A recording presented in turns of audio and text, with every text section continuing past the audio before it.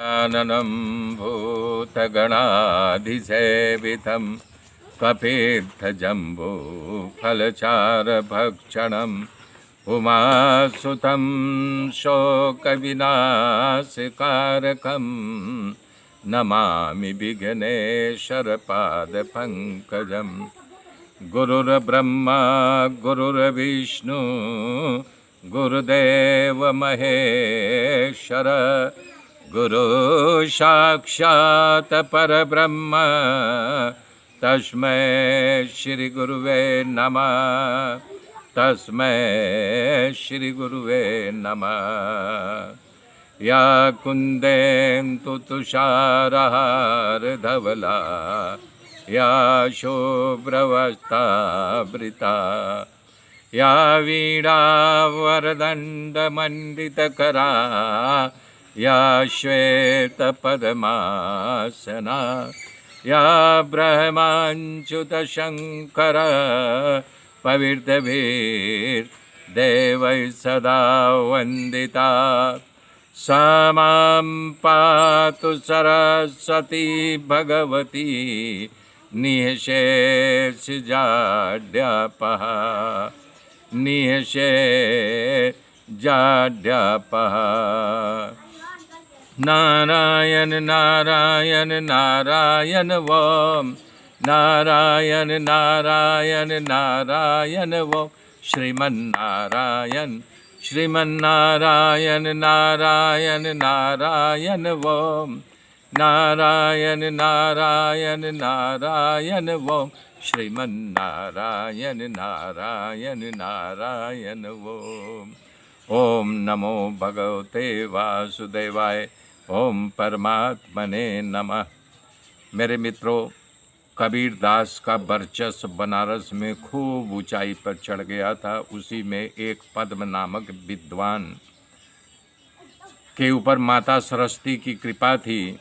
वो दक्षिण देश से यानी कि अपनी विद्वता दिखाना शुरू कर दिया और जहाँ जाते थे वहाँ बोलते थे, यदि मैं हार जाऊँगा तो मैं आपका शरणागत स्वीकार कर लूँगा और यदि आप हार जाएंगे तो आप हमारी शरणागति स्वीकार कर लेंगे, या मुझे पत्र लिख दीजिएगा कि इनसे मैं शास्त्रास्त्र में हार गया, मैं इनके शरण में हूँ।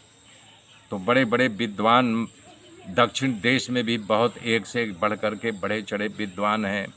बैलगाड़ी का ज़माना था, घोड़ा गाड़ी का ज़माना था।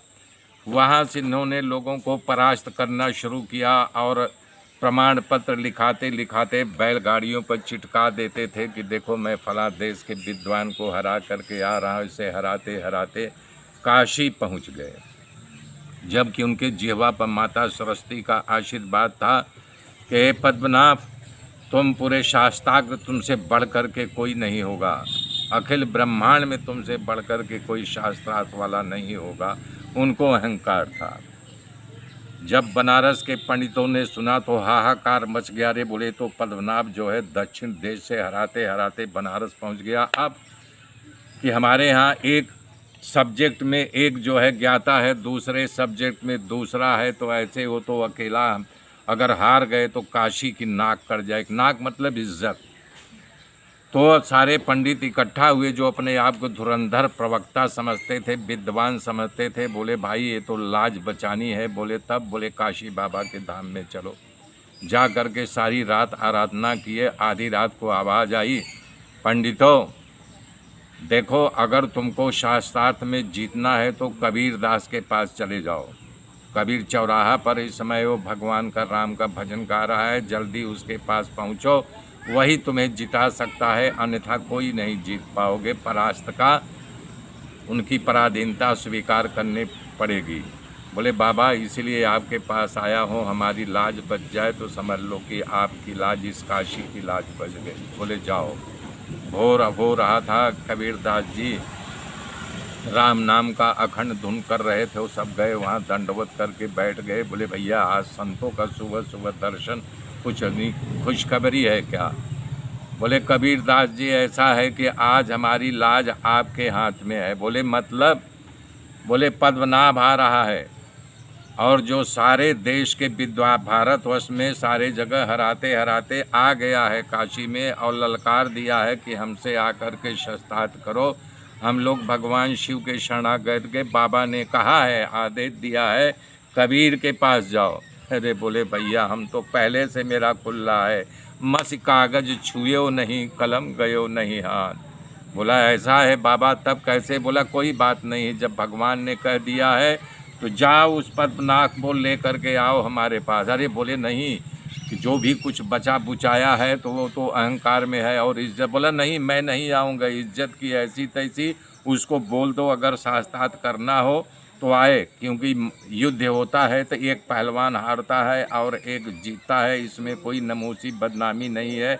या तो मैं जीतूँगा या तो जीतेगा, लेकिन उसको बोले हमारे पास आए।